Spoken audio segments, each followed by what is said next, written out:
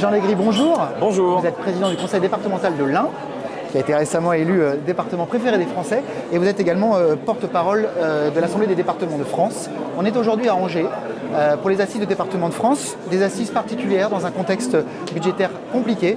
Le président Sauvadet vient de faire un discours grave. Qu'est-ce que vous en retirez ? D'abord, le président Sauvadet a fait un discours grave, mais d'une très belle intensité, avec beaucoup de combativité. C'est ce qu'attendaient bien évidemment tous les présidents de France, gauche et droite confondus. Il a vraiment exposé les choses, placé le gouvernement en face de ses responsabilités et dit ce qui était acceptable et ce qui était surtout impraticable pour nous les départements. Je pense que le message est clair. Il y avait des ministres dans la salle qui ont bien évidemment entendu attentivement ce que disait le président Sauvadet. Il faut que demain nous continuions cette position, dans cette posture, parce que les départements sont au bord de l'asphyxie. Donc, gravité, mais aussi responsabilité. Les départements sont prêts à prendre leur part dans les efforts d'économie, mais pas à n'importe quel prix. Voilà, tout à fait. Nous sommes conscients du déficit public. Nous n'en voulons pas au Premier ministre actuel, Michel Barnier, qui a découvert la poussière sous le tapis, si vous me permettez l'expression. J'en veux beaucoup à ses prédécesseurs, mais les choses sont ainsi. Aujourd'hui, il faut participer au redressement des comptes publics de l'État central, qui a fait vraiment des erreurs. Il n'est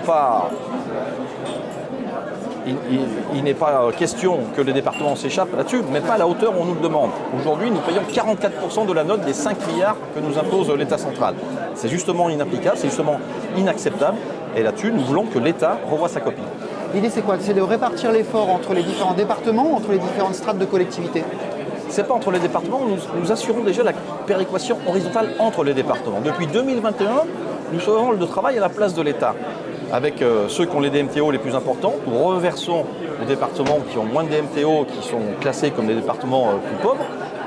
Nous pratiquons déjà cette péréquation. Non, ce que nous voulons, c'est que ce ne sont pas uniquement les départements. Il faut d'abord que l'État montre l'exemple, qu'il fasse des économies avant de faire les poches des collectivités. Là-dessus, le Sénat va avoir un rôle important puisque le PLF qui n'a pas été voté à l'Assemblée nationale arrive directement au Sénat dans sa version initiale. Bien sûr, nous comptons sur le Sénat, sur tous les sénateurs et les sénatrices pour bien prendre conscience de ce qui se passe aujourd'hui au niveau des départements, de la fragilité financière des départements. Nous avons d'ailleurs envoyé une motion signée par tous les départements de France à chaque parlementaire pour qu'ils comprennent bien la situation et qu'ils nous soutiennent là-dessus. C'est une question de vie ou de mort. Aujourd'hui, nous avons 30 départements qui sont dans le rouge, 60 à la fin de l'année. Et si l'État maintient le PLF en sorte, ça sera plus de 85% des départements qui seront dans le rouge l'année prochaine. Donc c'est tout simplement inapplicable. Pour que les habitants de votre département prennent bien conscience, prennent la mesure de ces économies demandées, ça représente combien pour le département de l'Ain si on restait sur le scénario initial ? Pour le seul département de l'Ain, ce serait 18 millions d'euros de recettes en moins écrétées sur ce que nous doit déjà l'État.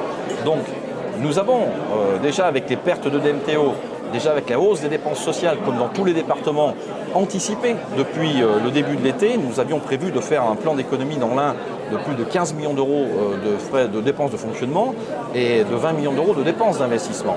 Aujourd'hui, avec l'annonce sur le PLF et le PLFSS, eh bien, ça a encore 18 millions d'euros supplémentaires de manque à gagner.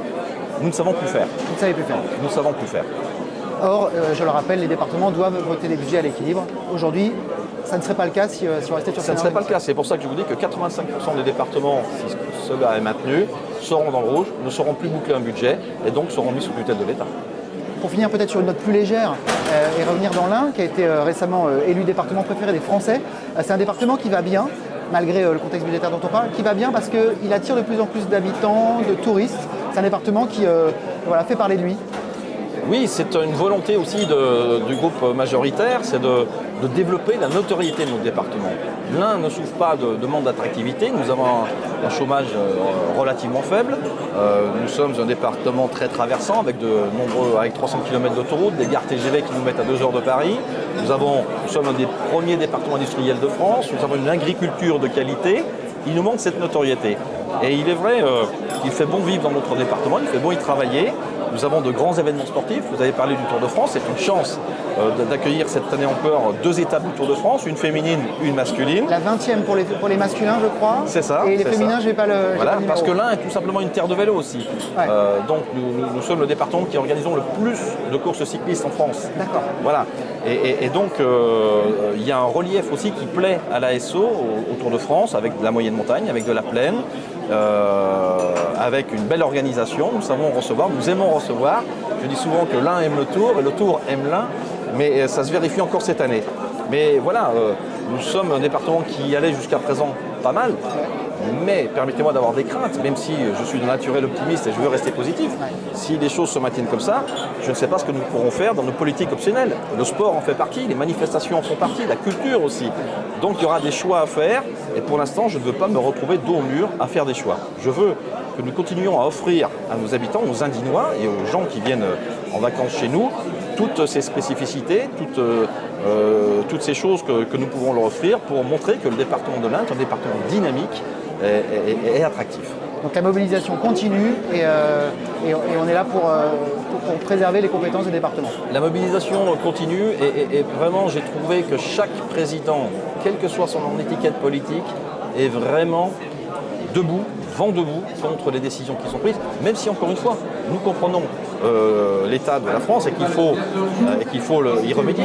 Et là encore une fois, je salue le courage et la transparence du Premier ministre, mais derrière ce n'est pas le seul département à payer la grosse partie de la somme. C'est pas possible. Jean Desgris, merci beaucoup. Merci à vous et bonne journée. Bonne journée.